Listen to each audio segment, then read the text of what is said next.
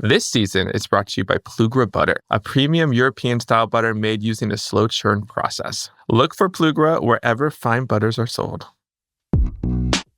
And this is how they felt. Little House on the Prairie, when they were making their own pumpkin pie, they were disappointed every time. They were like, can I get this in a can?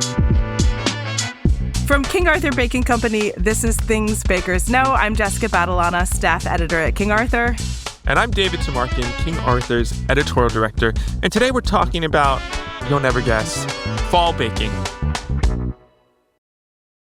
I feel like we're actually like a little bit behind schedule for this because this year, Dunkin' Donuts, a place that is known for its PSL or pumpkin spice latte, released that beverage on August 28th. Yeah, I was in line. You and hundreds of other people. And every day since then. I mean, I don't think I've ever actually had a PSL, so I shouldn't say I'm not a fan. I'm just agnostic. Yeah, you know what? Like, this is so confusing. Like, are PSL things, do they have the latte flavor in, like, PSL deodorant, for example? Does it have notes of coffee? Is there a milk element to that? Or is it, right, yeah, disgusting. Right. Or is it, because we all know there's no P in PSL. Right. It's all about the S. It's just S. It's just the spice. I mean, I think it's a fall baking spice blend. But yes, no pumpkin, often no latte, no coffee, no milk. And I actually would be curious to know if the PSL at Dunkin' Donuts and other chains like that has actually any spices in it at all. But yeah, it's fall baking season. PSL is a huge part of it. You've never had a PSL. Well, PSL has like jumped the tracks, right? Like it's no longer, as we were talking about, it's not just a beverage. It's not just a way of life. I saw PSL hummus in the store the other day. Yeah, of course you did. I've seen PSL cough drops. PSL cough, okay, great. PSL I've seen Band-Aids. I'm sure there's there was a limited edition PSL Spam, Spam, the canned ham. That honestly sounds good to me. Oh, interesting. I thought that was going to be, you keep me guessing. I thought you were going to be repulsed. I do think, some of these things are fine. These PSL things are fine. Some of these things are crimes against humanity. Like, I don't think PSL belongs in everything. Like, I don't think it belongs in deodorant. I don't think it belongs in beer. I don't think it belongs in... I would drink PSL beer. You would? I would eat PSL brownies. Gosh, you just surprised me. Chocolate. I like those spices with chocolate. It's like, I think I know you, and then just, wow. But is there anything PSL that you will enjoy? Or that you could enjoy? I'm not opposed to warm baking spices. And we are going to talk about a lot of bakes in this episode that have that, like, the cinnamon, allspice, ginger, clove. I like all of those things. So I guess maybe I just am like biased against the acronym PSL.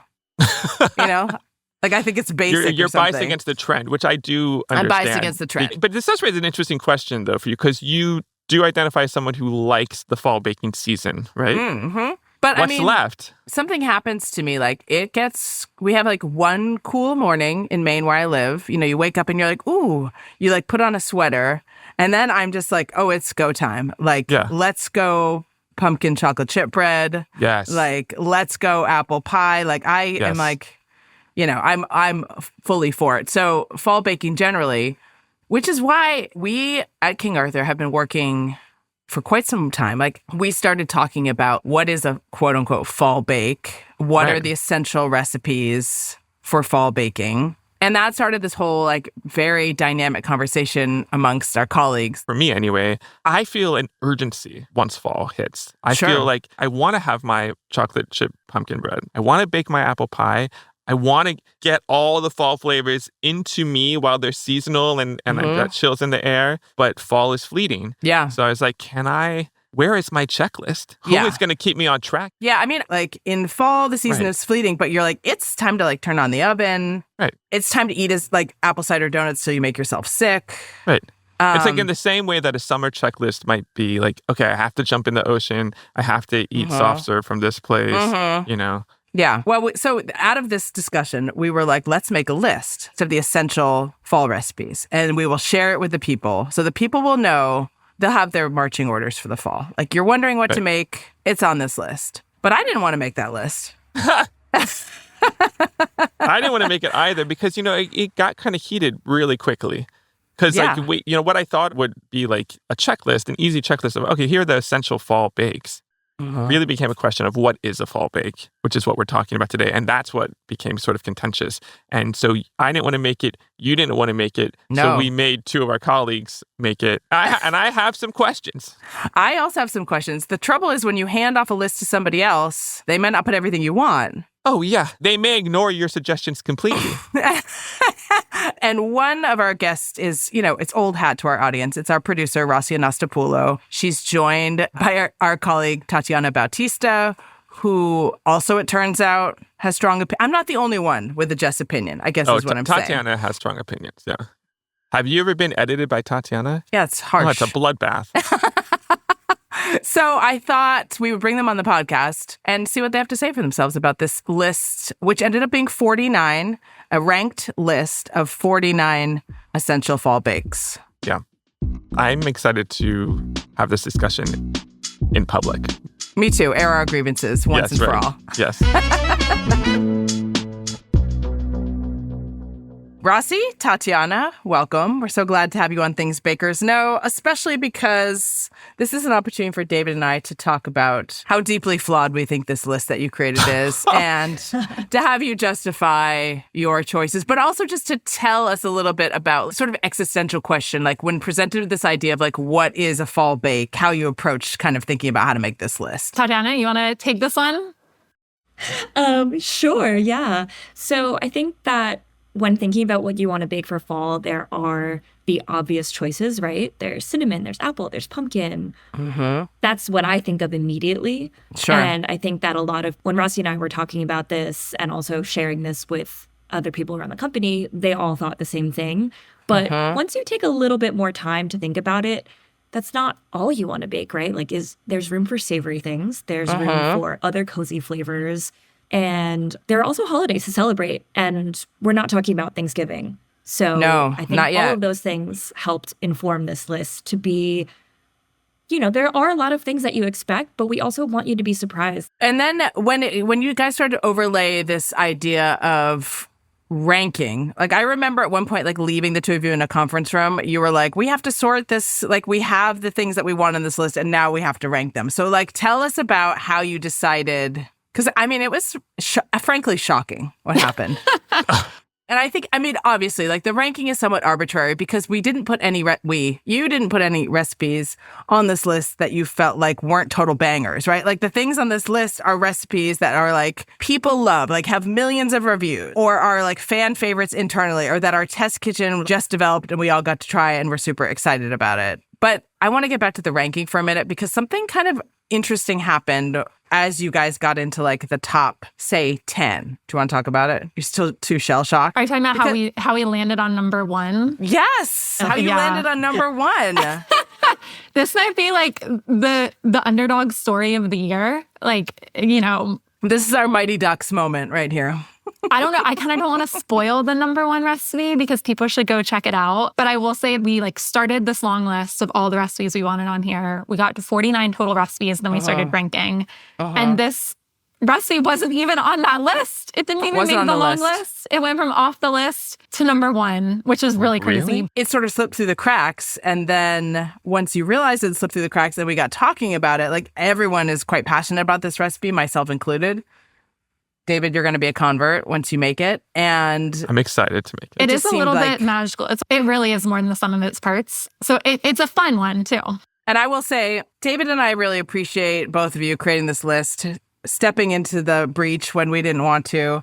I think it's a really fun and exciting list of things to bake this fall. And I guarantee that people are going to find like all the things they want on there, but also like be surprised and delighted by some new recipes. And we will make sure to obviously link the list in the show notes so people can find it and hope they bake along with us and share on social media too. We'll have a fun share feature for them to be able to share how many they've baked on the list. So we'll see you out in the baking trenches this fall. Without revealing what is in the top 10 on this list, let's start with you, Tatiana and Rossi. What is your favorite recipe on this list? I will say the Chili Crisp cottage cheese flatbreads. Oh my God. Wow. I literally made those last night.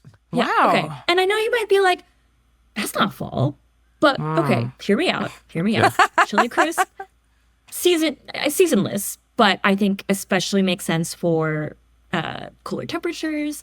But to me, I would say that fall is really just a return to my kitchen in general. Like I'm really not trying to cook. I don't have an AC unit in my kitchen, and I'm tiptoeing my way back to baking bread, but a flatbread is the gateway. And to me, it just really represents a way to get back into my baking routine, which is always aligned with fall. And that's why I love that recipe. I've made it, I don't know, I've probably made it 10 times. And it's only been out for about a year or so. And I tell everybody I know that they should make it if they have a food processor. It's such a hit.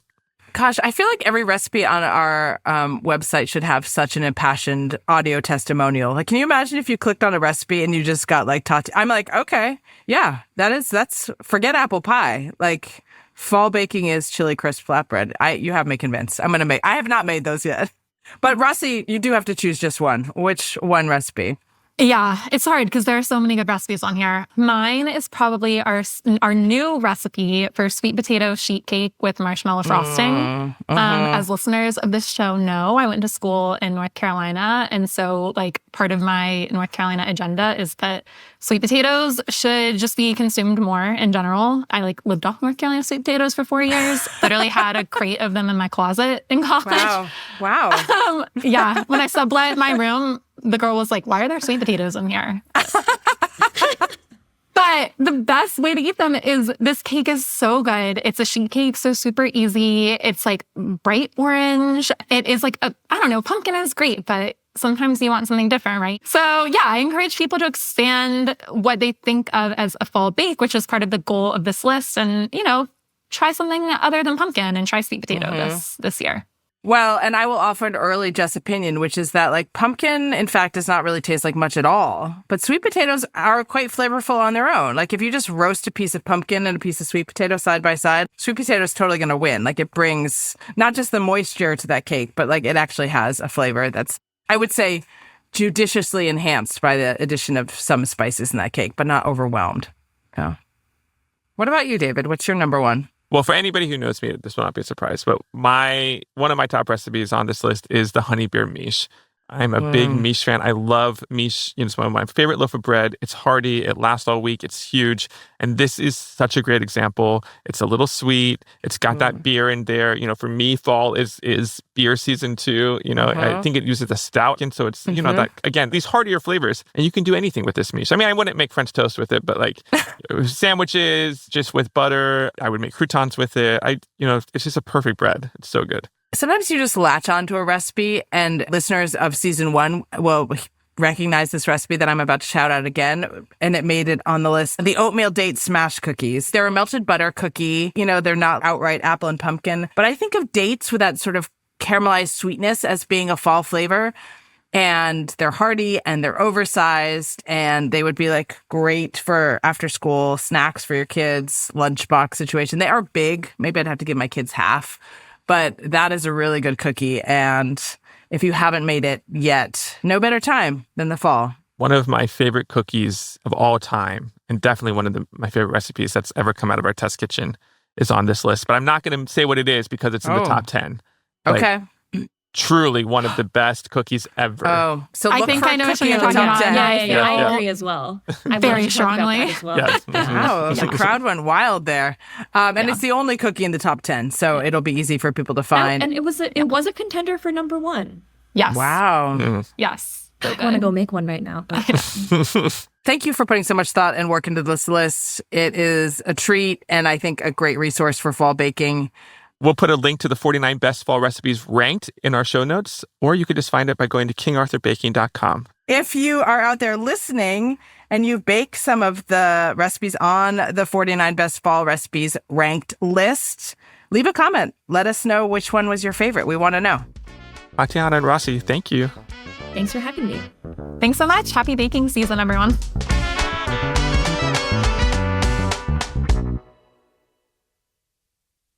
Pumpkin spice and apples are all well and good, but there's another baked good that appears on this list that has a lot of significance in the fall, and that's Pan de Muerto, a bread that's baked in Mexico for Day of the Dead. It's a deeply symbolic and not to mention extremely delicious yeasted sweetbread that has lots of regional variations. I'm obsessed with this bread, but I'm not the expert and I wanted to learn more about it. So we reached out to my friend, cookbook author Rick Martínez. Rick is the author of 2 cookbooks, Mi Cocina and his latest Salsa Daddy, which is, I think, the best name of cookbook ever.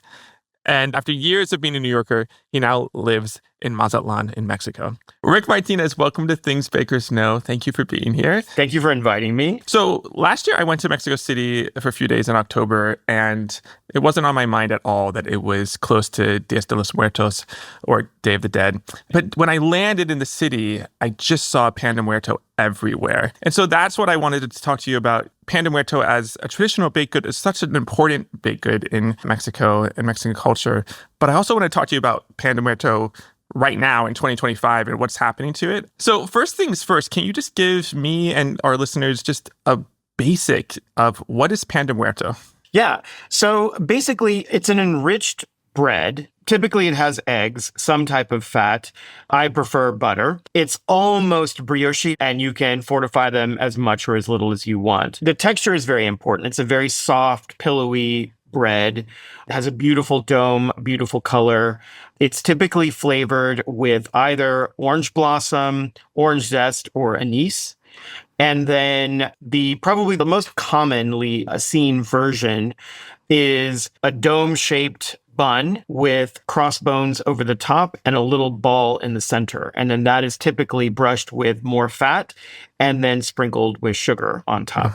There are hundreds, if not thousands, of regional variations across the country that are trying different flavors, and they're stuffing them and they're frying them and they're making them into sandwiches and dipping them in chocolate. So there's a definite craze that I think is new. They're always wildly popular. They exist as a fusion between colonial Spain and European baked goods around the Day of the Dead, or All Saints and All Souls Day, as well as Mesoamerican tradition around creating offerings for loved ones passing into the afterworld. So you mentioned that they were topped with a skull and crossbone decoration. What is that symbolizing? Yeah.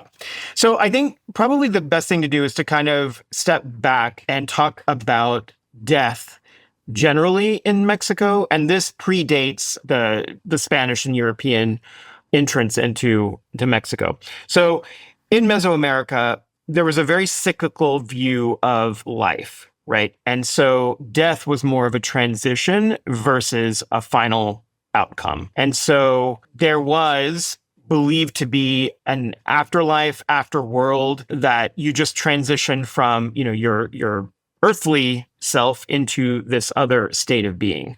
But you still existed, right? Probably in a different form, but the essence of you was still around. And a lot of the symbolism within all of Day of the Dead is this belief that life continues. And so when you look at, Day of the Dead drawings, for example, skeletons, calaveras are very, very common. But you see them almost without exception, they're fully dressed. And it's not just people, it's dogs, it's fish, it's like pets, everything. And they're always in a state of action. They're always doing something, right? They're cooking something. They're going to work. The dog is running around and catching balls. The fish is swimming. And that's really important because the idea that life continues, but you're just in a different corporeal state. And, there's another aspect that's really important as well, is that the sugar aspect, the sweet aspect. So this exists both in the Pan de Muerto, but also in calaveras. There's like little sugar skulls that are very common. So they're molded sugar in the shape of a skull. And they're typically decorated with royal icing or food coloring, and they're painted, sometimes glue little sequins or jewels or adornments to this. And those are used to decorate the altar, the ofrenda, or the gravesite. And they're not eaten, but the reason why they're sugar is the sugar represents the sweetness of life that includes our earthly life, but also the afterlife, right? So there's really no distinction between one is better than the other. It's just another state of being. And the sugar is very important because it really it speaks to the idea that even death is sweet. But the thing that I think most Mexicans, and myself included, love and crave every October is Pan de Muerto, and once it's like, October 1st, you're running to the panaderia like, okay, I need it now. Where is it? And it's just, you can feel that energy and that desire like throughout the country. And it's palpable and it's amazing. I'm so happy you gave all that context to this baked good. What is the state of Pan de Muerto in Mexico right now? I think what is different now from a Mexican standpoint is, and this is the same in the US, right? The last time I was in New York, which was like a few weeks ago, one of the things that has struck me are the number of bakeries in New York that have lines around the block. And the people that eat them are taking photos and making reels out of them. And so it's just win-win for everybody, right? And so that is also now happening in Mexico, particularly in Mexico City, Guadalajara, some of the larger cities. And so, everybody in the whole country, if you're a panadero, you make Pan de Muerto every year. You have to differentiate yourself. You have to advertise and market yourself on social media. You need people, you need those influencers, you need Mexican influencers, you need American influencers to come in and tout your products. And so whatever you can dream up, the crazier it is, the better, because you need eyeballs and views and likes and all of that. So I think that's kind of what is happening. I'm not super thrilled by it because, like I said, I think for the most part, they're not being created because it tastes good or because it's like culinarily interesting. It's just going to look good for the gram. And so, yeah. But that said, I mean, there are some things like that I've seen and that I've done. Like I love making marigold sugar.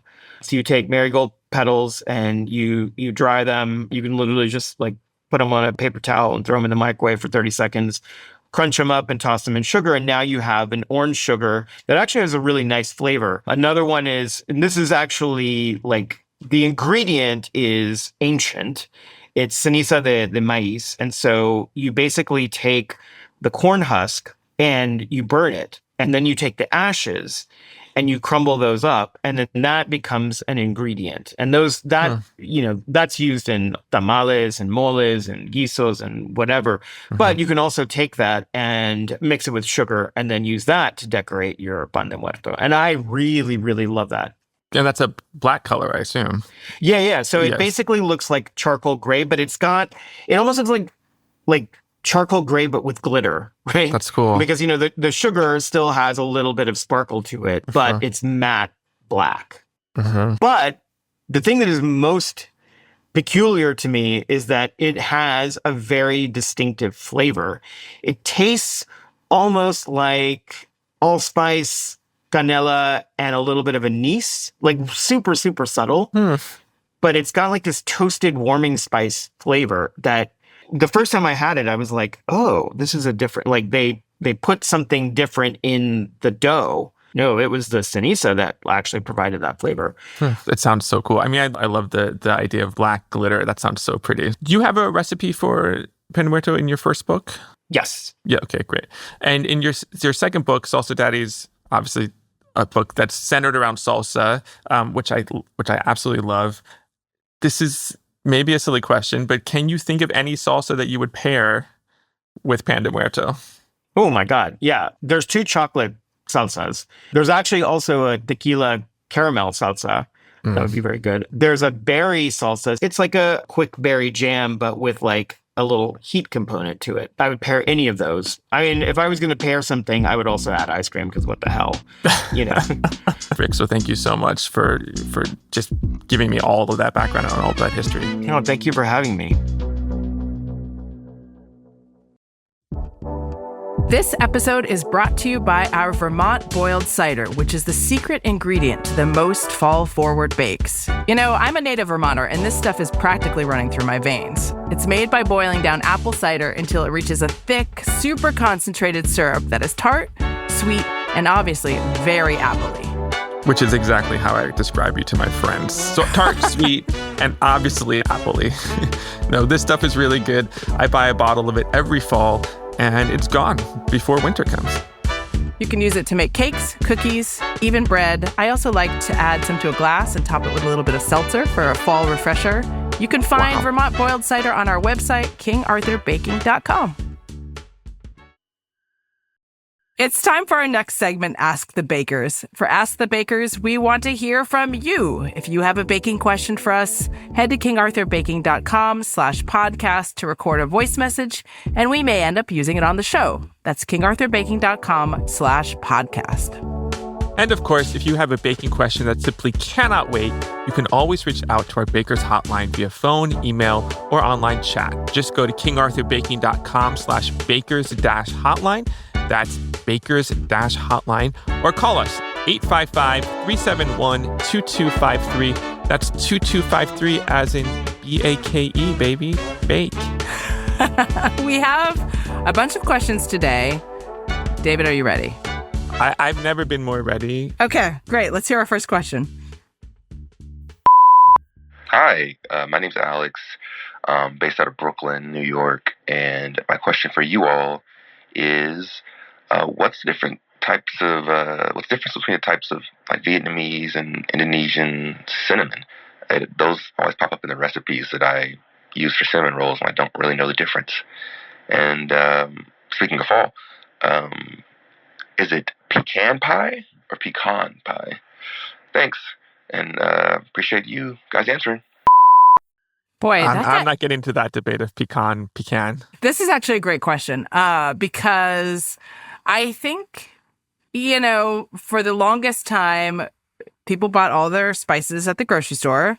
There was one option, so you didn't think too hard about it. You were like, it calls for cinnamon. I just go buy cinnamon, either sticks or ground cinnamon at the grocery store. And all of the cinnamon that is sold in a commercial grocery store is a cassia cinnamon. So cassia is sort of like the umbrella term for, the run-of-the-mill cinnamon that you see in the grocery store.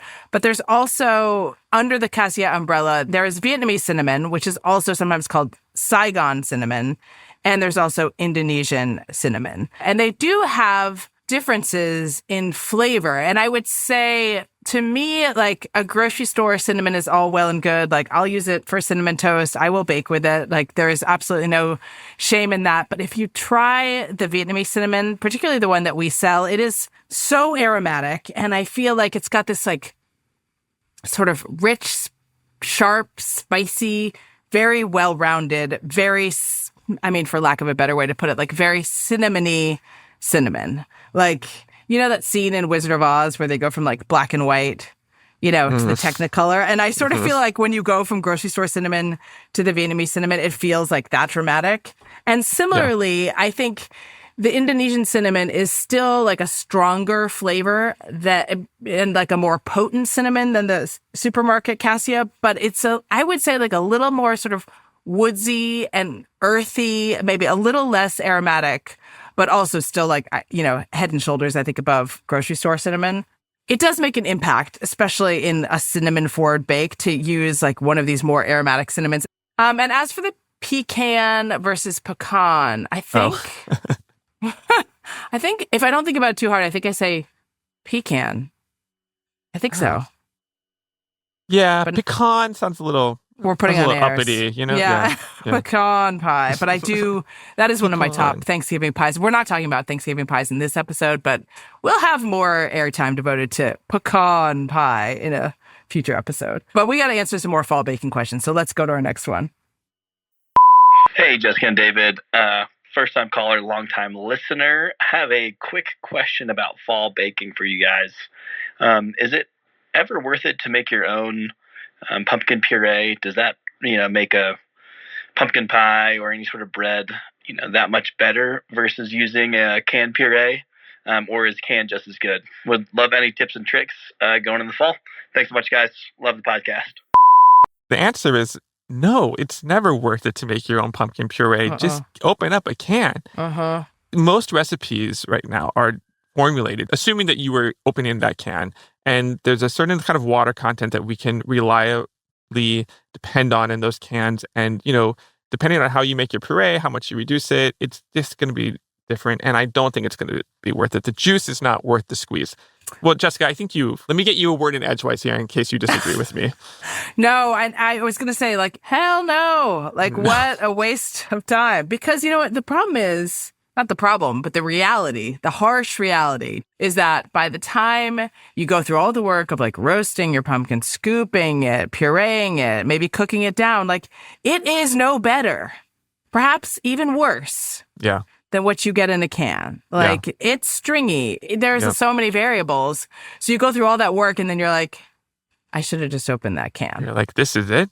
I mean, and this is how they felt. Little House on the Prairie, when they were making their own pumpkin pie, they were disappointed every time. They were like, can I get this in a can? Cans didn't even exist. Make your life easy. Life is hard enough. Open up that can of pumpkin. I will say, though, that I am brand loyal, and I don't know if this brand, I don't know how broad the distribution of this brand is, but here in New England, we have something called One Pie, and it is, I just really love the branding. It's like, it's a very old-fashioned looking can. I don't think they've changed the can since, like, you know, my grandparents bought it. And so I am One Pie loyal. I have never done a side-by-side comparison. It may be no different or better. That's a great tip. Let's hear our next listener question. Hey, I had a quick question about baking with apples. What would you say is like the best apple to make apple pie with? Let me know. Thanks. Ooh, that is a loaded question. Well, I mean, have fun answering it, Jessica. Yeah. You know, I've put a lot of thought into this. There are hundreds of varieties of apples, right, in the world. And we're going to talk about that a little bit more later in the podcast. But at the grocery store, there's maybe a fall grocery store, a well-stocked fall grocery store. Maybe there are 8 to 10, right? And I think a lot about an apple for eating out of hand versus an apple for applesauce versus an apple for pie. Like, those are different things. And I think we are, like, conditioned as humans living in the modern age to think, like, there's one apple that can do all of these things. But that is not really true. And so, like, say you were to make... I love to eat a Macintosh apple, like fresh off the tree, like when the skin is like thin and like really snappy, you know? But you cook those Macintoshes, Mushtown, USA. So like, I guess if you like an applesauce pie, sure, use like one of those softer varieties of apples. I personally do not. I want my apples to retain some texture in the pie.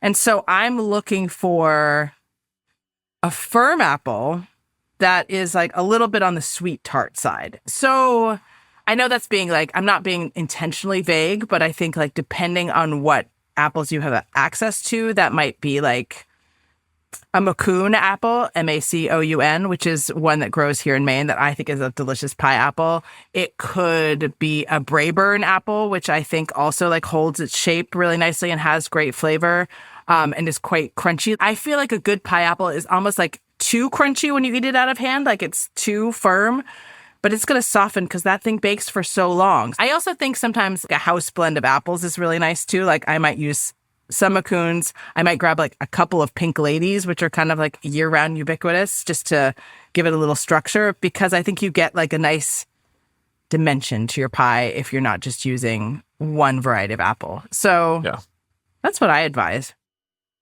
I think that's great advice. And the Braeburn apple is my favorite apple.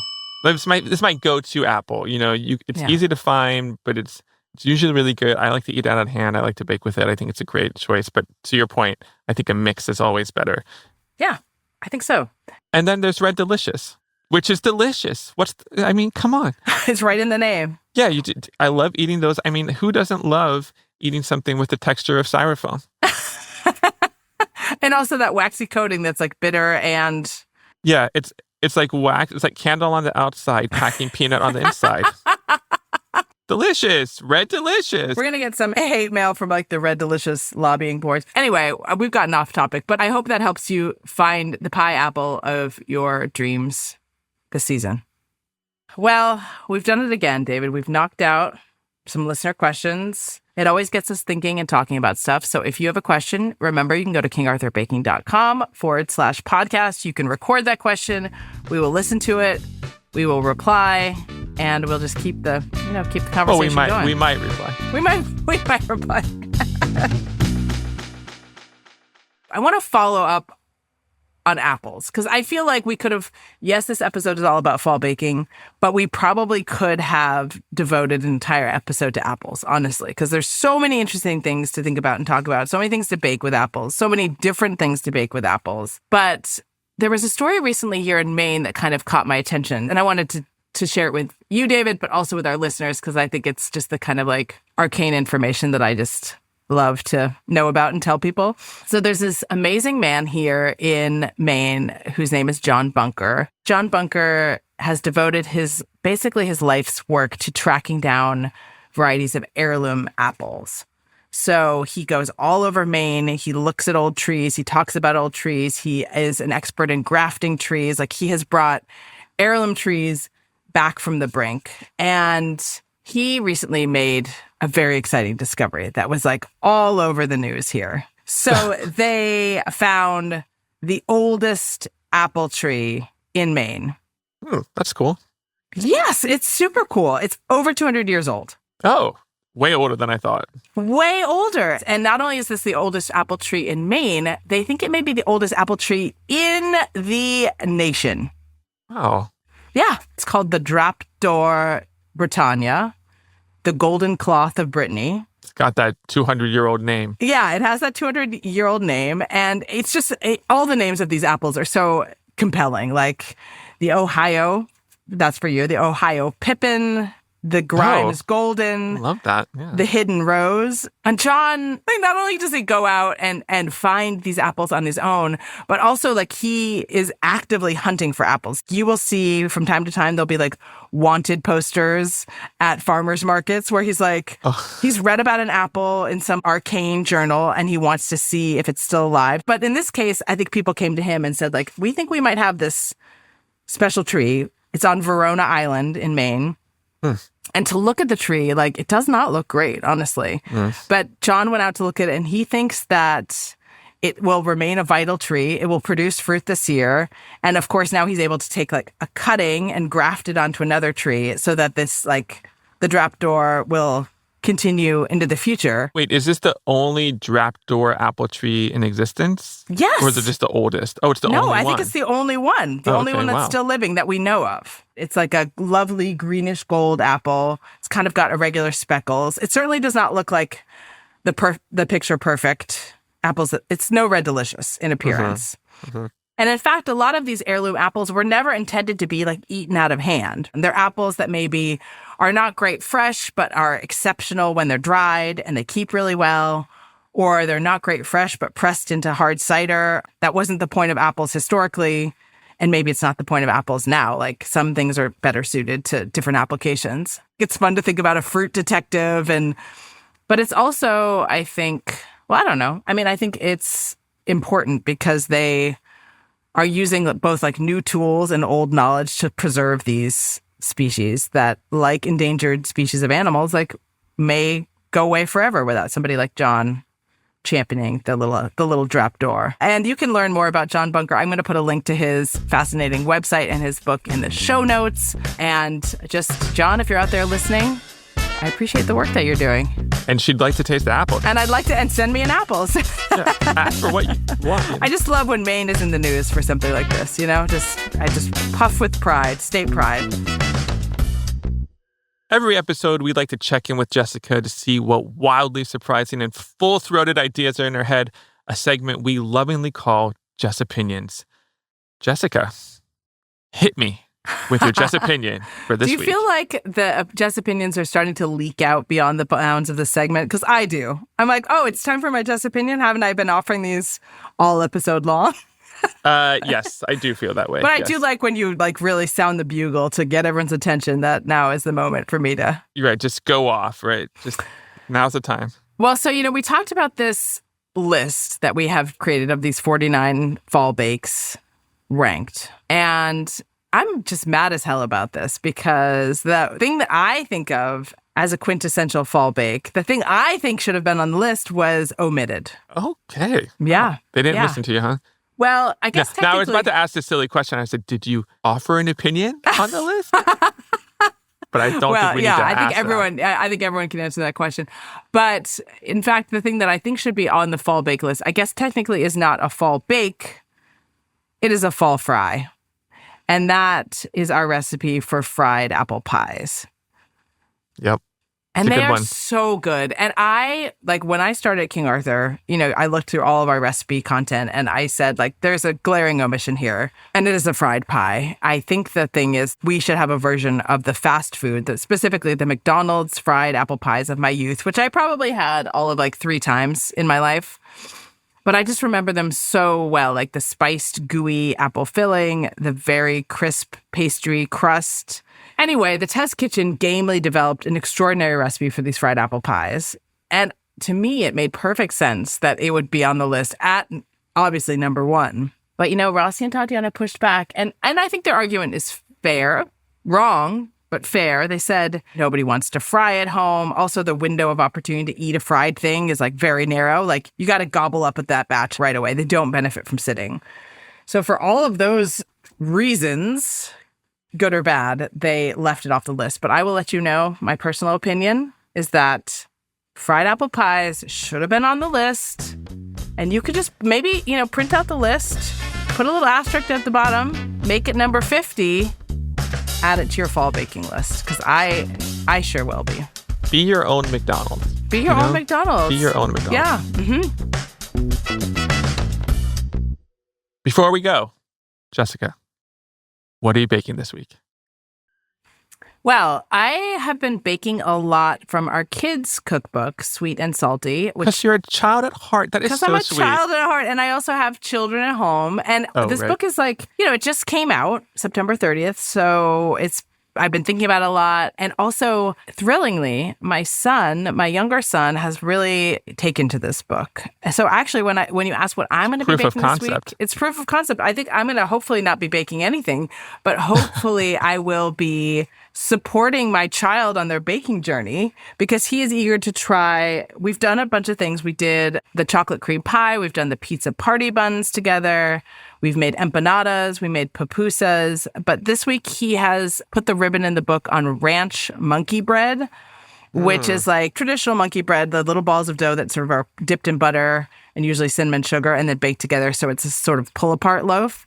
So this is a savory version of that, and it has a homemade ranch powder with dried buttermilk and dried spices, and he is excited to try that, and I'm excited to eat that. So maybe when we do our Friday movie night, we'll have some ranch monkey bread to go along. I need all the parents to listen up and hear what Jessica's saying. This book is magic. You buy the book, your kids start baking, you get treats, you never have to bake again. They do all the work for you. I mean, that was the intention of this book, and it works. I will say my children need a little support in the cleaning up department still. We're working on that. But the enthusiasm is 10 out of 10. And that, I think, is where it starts. What about you? What are you baking? Well, speaking of pride, I'm making a coffee cake because I don't know, fall for me, fall season, fall mornings, fall weekend mornings. I just all I want is a classic coffee cake. Yeah. And my go-to now is the cinnamon crisp coffee cake, which was our recipe of the year a few years ago. And I remember making this cake for a friend and it came out so stunningly perfect. I could not help but be like, I nailed that. Yeah. I did that. The one thing in my life I did well. So it's a recipe that really works, really delivers on perfect classic it really coffee does. cake. It's got the reverse creaming method. The crumb on the cake is really decadent, really fine. It's just delicious. Cake. Yeah, it is exactly what you want a coffee cake to be. Yeah. That's a great recipe. And it is nice to have something like that on a fall weekend morning for sure.